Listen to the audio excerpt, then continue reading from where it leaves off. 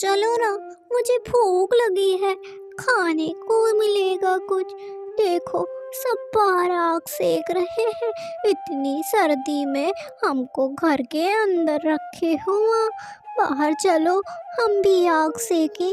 और अब तो भूख भी लग रही है। जंगल में सभी पक्षी आग सेक रहे थे। बर्फ का मौसम था, बर्फबारी कस की हो रही थी, पर गोरी कौवी अपने बच्चों को लेकर अपने घोंसले में ही बैठी थी। गोरी कौवी के बच्चों को ठंड लग रही थी, वो भूखे भी थे, पर गोरी कौवी बाहर जाने को मना कर देती है। बच्चों, कुछ समय और इंतजार कर लो, अंधेरा होते ही हम लोग बाहर चलेंगे, फिर जो खाना हो खा लेना। शाम हो जाती है, अंधेरा होते ही गोरी कौवी अपने बच्चों के साथ बाहर आ जाती है। बच्चों, जल्दी जल्दी खा लो, यहाँ खतरा है, बाहर ज्यादा देर नहीं रुक सकते हम। माँ, अभी तो हम लोग बाहर आए हैं, अभी चले। जैसे ही बाहर आओ वैसे ही अंदर जाने को कह देती हो। अभी थोड़ी देर यहाँ रुको। हाँ माँ, ना घर जाके तुम्हें बर्तन धोने हैं ना मुझे, तो कुछ समय यहाँ ही रुको ना। क्यों इतनी जल्दी है तुम्हें? एक तो इतनी समय बाद बाहर लाती हो। अरे वाह टिन्नी, तू तो मुझसे भी बड़ी हो गई लगता है। खा जल्दी और अंदर चल, हम लोग यहाँ नहीं रुक सकते ज्यादा देर। समझ आई? गोरी कौवी इस तरह अपने दोनों बच्चों को डांट कर अंदर ले आती। माँ, हम बाकी पक्षियों की तरह बाहर क्यों नहीं रह सकते? खुली हवा में सांस भी नहीं ले सकते। जैसे ही बाहर जाओ वैसे ही तुम अंदर ले आती हो। क्यों माँ? हमें बताओ, आज हमें जानना है। हाँ माँ, मुझे भी बताओ, मुझे भी जानना है कि क्यों तुम हमें अंदर ले आती हो। लगता है आज तुम लोग जाने बिना पास नहीं आओगे। बच्चों, मैं तुम्हें एक कहानी सुनाती हूँ। ये उस समय की बात है जब तुम लोग इस दुनिया में आए भी नहीं थे। तब मैं और तुम्हारे पिता बाहर खाना खा रहे थे। हम दोनों चारा खा रहे होते हैं, तभी एक चील हमारे पास आ जाता है। गोरी, लगता है हम बुरा फंस गए हैं आज। मैं जैसा कहता हूँ वैसा ही करो, समझी? लगता है आज मेरे खाने का अच्छा इंतजाम हो गया। एक कौवा और कौवी। गोरी, भागो यहाँ से।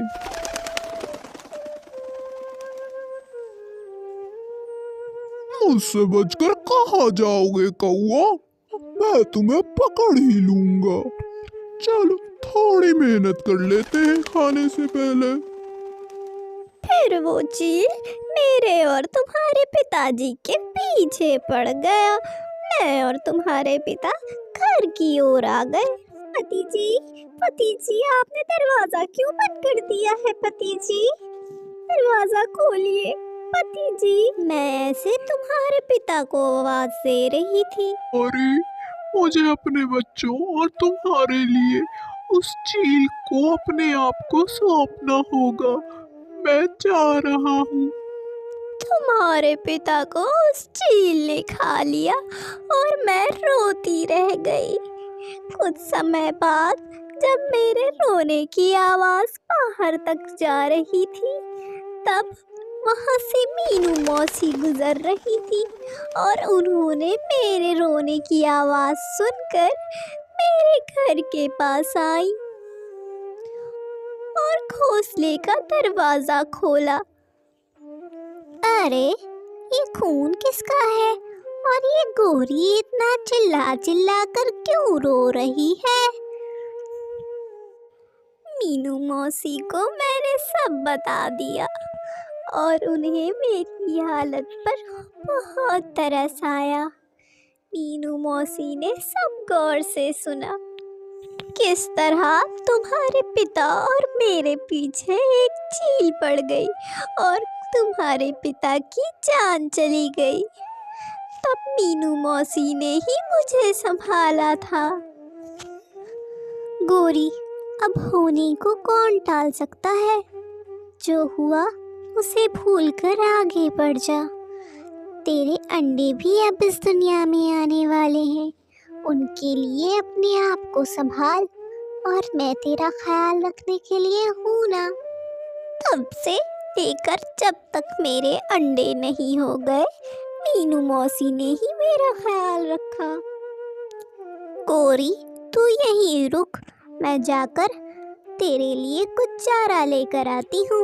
अपने अंडों का ख्याल रख। मैं यूं गई और यूं आई। ठीक है मीनू मौसी। उस दिन मीनू मौसी मेरे लिए चारा लेने गई थी, पर वापस नहीं लौटी।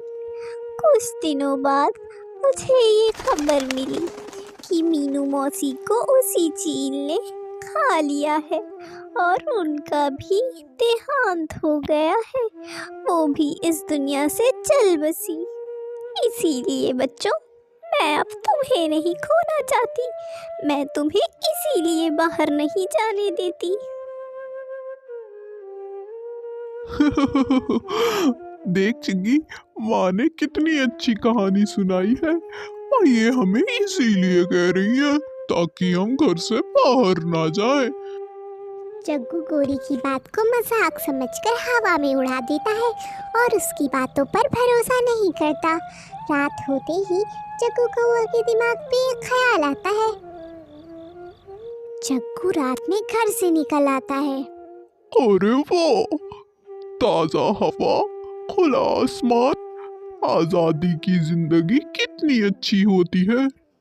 ऐसा कह करके जग्गू कौआ घोंसले का दरवाजा खुला छोड़कर बाहर आ जाता है और बर्फ को नज़ारा देखने लगता है कि तभी घोंसले का दरवाजा खुला देखकर वहां पर चील आ जाती है। और ये दरवाजा, घोंसले का दरवाजा खुला है।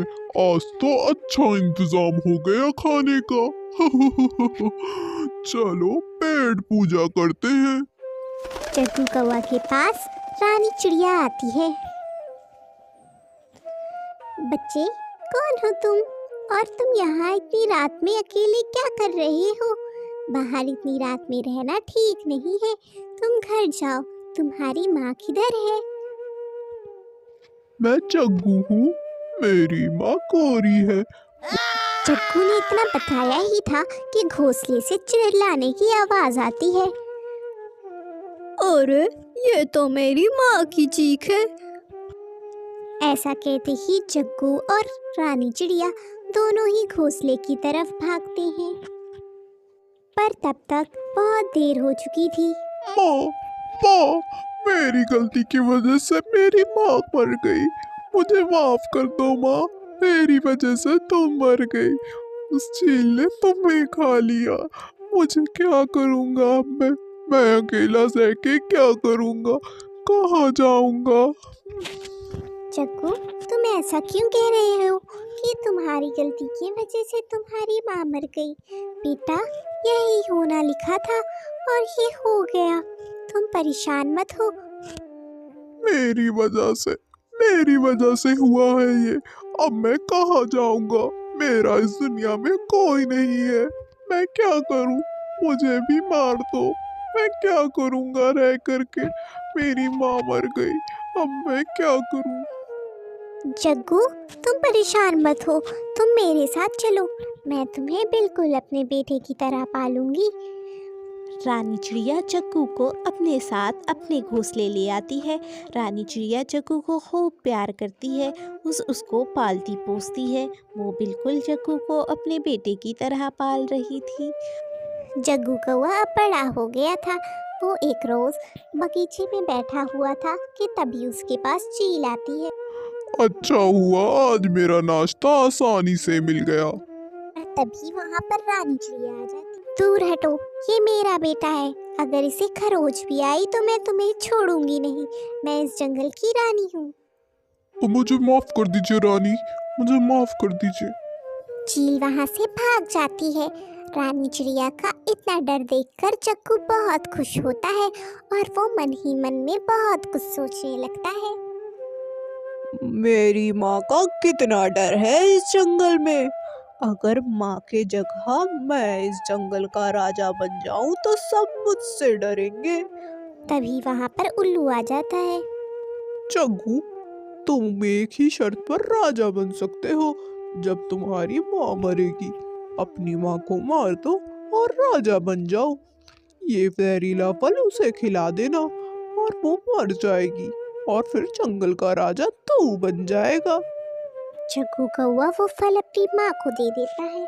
माँ, ये फल मैंने तुम्हारे लिए तोड़ा है। ये बहुत मीठा फल है, इसे खा लो।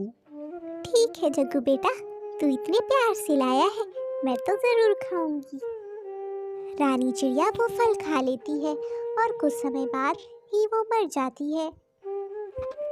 पक्षियों, जैसा कि आपको पता है कि रानी चिड़िया अब हमारे बीच में नहीं रही, तो अब हमारा नया राजा उनकी संतान जग्गू कौवा है। अब जग्गू कौवा इस जंगल का नया राजा है। इस तरह जग्गू कौवा एक नया राजा बन जाता है।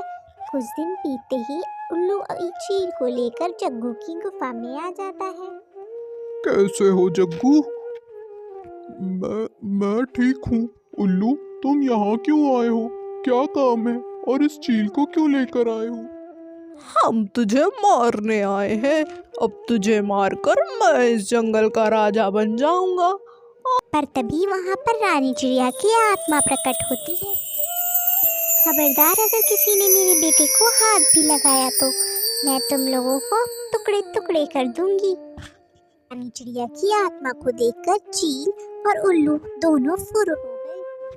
माँ, तूने मुझे क्यों बचाया? मैंने तुम्हारी जान ले ली, वो जहरीला फल खिला दिया, फिर भी तुमने मुझे बचा लिया। क्यों माँ, क्यों?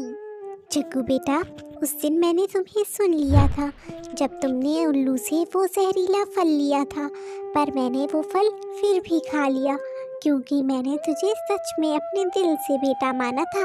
तूने मुझे अपनी माँ नहीं माना तो क्या हुआ? मुझे माफ कर दो माँ, मुझे माफ कर दो। मुझसे बहुत बड़ी गलती हो गई। तूने मुझ पर कितने उपकार किए और मैं तुझे ही खा गया।